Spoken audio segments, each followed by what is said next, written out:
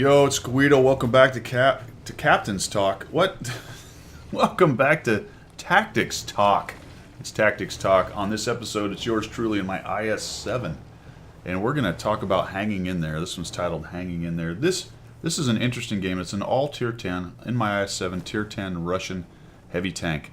And this game represents a pretty good example of the evolution, if you will, of my game, especially in the last 6 months or so, as I've come to realize the absolute campy nature of the game, and I start to play a little more Tier 10, realizing that you have to be much more careful. The game at Tier 10 is much less forgiving, even more so than the regular game. It's not the regular game, but the lower tier game. Just very, very unforgiving. So I'm going to come up here, and instead of maybe going around that rubble and starting to side scrape up in the square up there, I actually take this position, which I know I can hide from things quite a bit. And I'm going to be careful.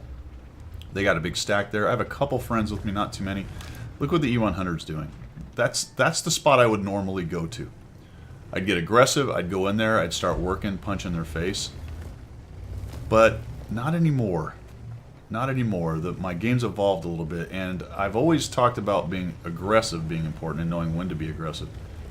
But I've recently changed that to careful aggression, and I would even come one step a little bit further from careful to cautious, I guess, aggression, which I think most of the supers and the very good players have been doing for a very long time. I don't think the game has changed as much to where that's something new, but if you're going to play Tier 10, and because of the super campy nature of the game with artillery and splash and large TDs and hiding in bushes and all that, the meta has just become a situation where you have to be very cautiously aggressive. I take a shot from the T-57. So I moved along the side. The reason I went on the outside of that is I took a look at what they had and where they were all stacked up. It was a bummer that he got there. I just actually sneak one up underneath there, up under in the side of his armor at his road wheel. Sprocket, whatever it is. Not a road wheel, but the front sprocket. Trying to get another one in the same spot, and that works out. Shooting a lot of APCR. So counting the noses, I knew that they probably didn't have a whole bunch over there on the left side, on the west side. I'm really just hoping, come on man, stay there, back up a little bit more. There we go. A little spaz on my hand, but I get the shot in there. So I figured I could probably come along there and sneak in here. I was hoping to get some side shots on guys over there, maybe get that Sturv if he was backing up a little too much, but I wasn't able to do that. And I had a couple good RNG rolls where I snuck shots in where I wanted to, and that one unfortunately did not go, even though he gave me a good side shot into that front sprocket there with low armor. I'm like, okay, that's not going to work. Couldn't quite get in there. And as I said at the beginning, this is a hang in there kind of video. You'll notice that things are going pretty poorly at this point. Again, I get a bad roll and then 105. Maybe should have gone after his cupola or aimed in a little closer to get that left side of the armor, but I think it went a little bit right to where it started to curve more. The front of the 110E5 is goofy. It's not super strong, but if you hit it slightly right or left of where you want to hit it, you can get into more of the curve, of the lower curve, and it ends up bouncing quite a few shots there. Unfortunately, I'm letting him get heat shots in there. I'm side scraping. Side scraping is not the best thing. You'd love to go straight on with an IS-7 if I could cover up the lower hull, but I'd like to minimize the aim he has in the lower hull. That does flat plate a little bit. The pike nose, unfortunately, to be quite honest, I'm not really sure where he was hitting me. Yeah, he was. Those are holes right there. Yeah, look at this. He gets me.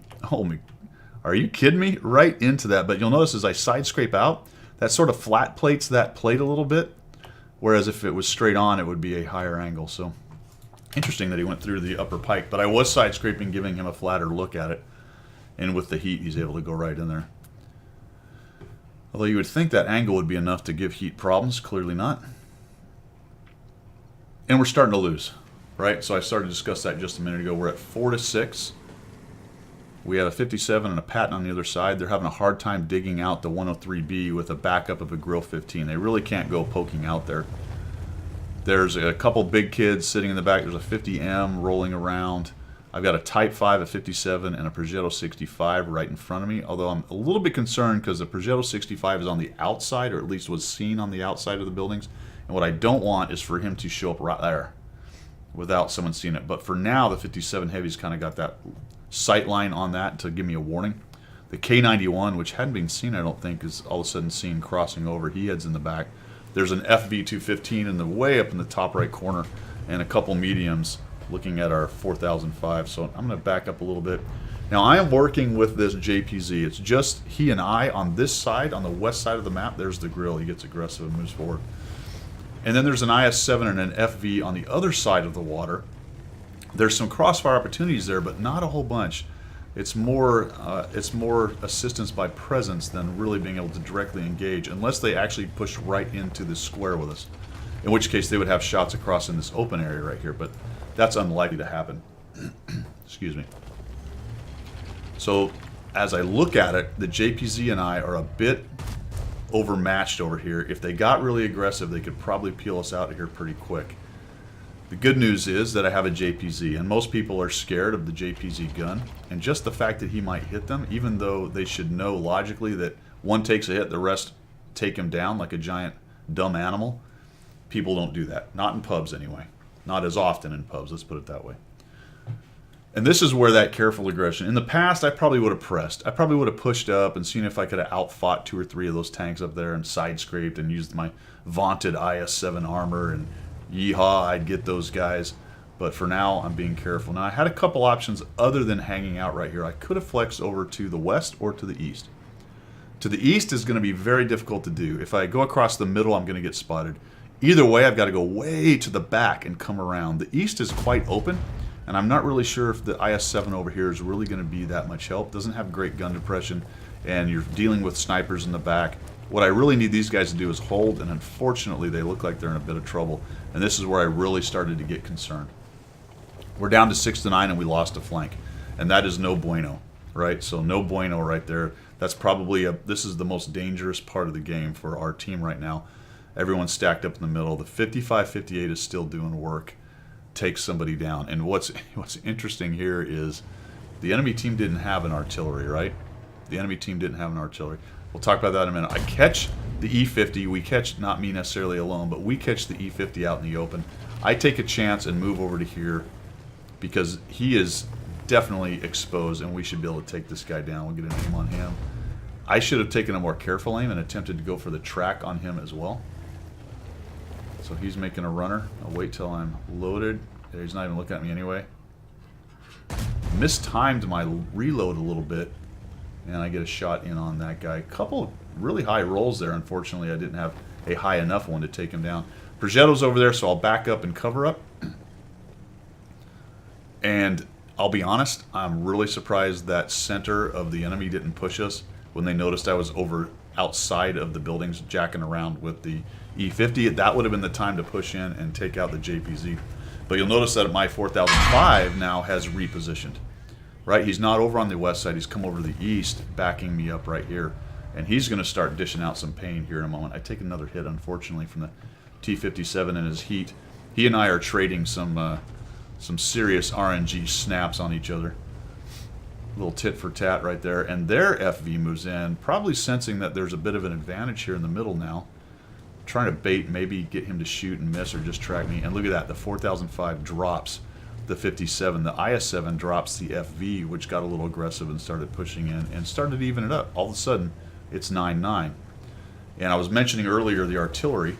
And I get thumped by HE from the Type 5. That is the guy I was worried about. If he'd have just come in there and started shooting, we'd have had some trouble. But unfortunately, he's going to eat JPZ heat. Never mind, sorry, 4005. Probably HE. God knows what that guy just shot at. In any event, the 4005 just absolutely obliterates the Type 5. And now we're back to the cornered FV. And all of a sudden, there's an advantage us, right? We've got more guys in one spot. We've isolated some of their mediums on either flank. The artillery that I was talking about a bit earlier, in this case, was an advantage because he was able to take some guys out that we couldn't quite get to line of sight-wise, which was very important. JPZ goes in and hits this dude, takes down most of his hit points, and now I'm thinking, I got him, he's dead. And I aimed too low, unfortunately. I aimed too low. It said armor not penetrated. Not really sure exactly what went down there, whether I got into the tracks or what. Excuse me. So I'll back out. Man, I got a little verklempt right there. Holy cow. All right, we are back. We're back. So anyway, I saw the FV. I shoot him, track him. I thought about going in there and hoping I reloaded before he fixed his track. Unlikely at this tier because my reload's so long and repair is usually pretty good at this tier. Then I noticed the 4005, who obviously I had noticed earlier had repositioned to where he could start taking on tanks we were also taking on, had nuked the Type 5, and I saw him moving up. So instead of hanging out there or attempting to get by the JPZ, which I could not do, I back out. And down he goes. So a little team lurk. The 4005 was lurking in the back as a team, and a little team lurk. Scrub Lord, actually I recognize him. Look at that dice thing on the back of his turret right there. Very interesting. We find the T95E6, and really at this point, we got this. We're in good shape. We got guys isolated. I see that T95E6 over there. We have 100% IS-7 battling that guy. I take a chance crossing over the bridge right here. It's a possibility that Progetto is watching over here through the middle, but I don't see him. Note we have not seen their 4005. The Progetto is making a runner. The IS-7 took a peek there, but can't see him, and I'm just going to drive up this road.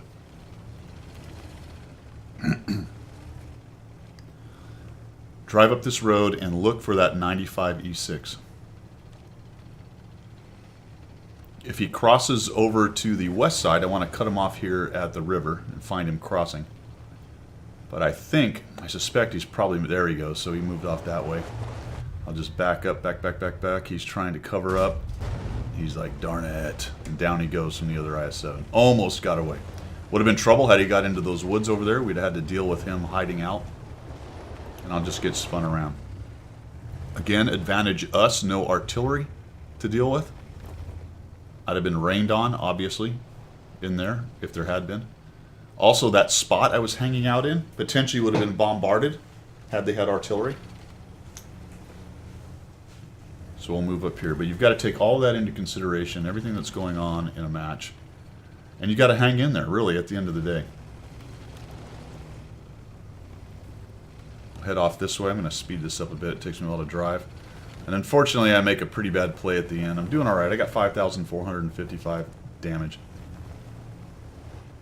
I'm thinking, well, I wonder where this FV and Progetto are. I mean, I saw where the Progetto was last. Oh, there's the FV. So he should just drive around the corner and take me out, right? So I do this. Artillery hits him. It's a 155, 58. I think he decides he's going to go ahead and get some damage. So I'm like, yes. No, I hit the wall. Down I go. Blaps me for 637 with HE. I don't know if he hit me in a weak spot or just rolled really well or went through the hatch from above, or I don't know what happened right there, but I get completely blapped. I make a bad shot trying to get one more shot of damage in on that guy. Might have even been able to get up to 6,000 with that shot or close to it. We'll end up winning this game though, so no kills. I think there was a Confederate medal in there. Shot a lot of different tanks. 5,455, 1,200 bounced, and 1,072 assisted. But I think a pretty good example at Tier 10 of just careful consideration. Try not to get overextended. I'm going to be honest, it's kind of boring gameplay. But that's where we are at Tier 10 right now with massive TDs. Lots of big HE hitters that you simply cannot defend against as far as angling or that kind of thing. You're just going to eat HE. All you can do is completely make a miss or don't let them have a shot at you. The dynamic maneuverability of mediums has been mitigated quite a bit. There were quite a few in this match, more than I've seen in a lot of Tier 10 matches. We had we had 4 of them, and the enemy had 3. So that's a bit unusual. Usually it's only 1 or 2 mediums.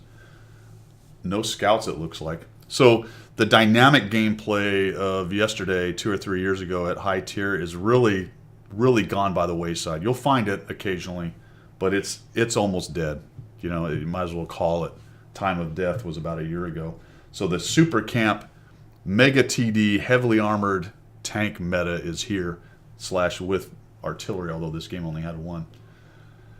That being said, if you're going to play in it, you might as well do it where you can do it Again, I find it to be kind of boring. I sort of hung out side scraping, trading, all this, big bruising battle right in the middle. Didn't go much of anywhere until towards the end, when the fight opened up because there were just less giant guns sitting around, ready to hit you from every direction. But again, good example of how to do that. Thanks for tuning in, guys. I appreciate it, and as always, we will see you.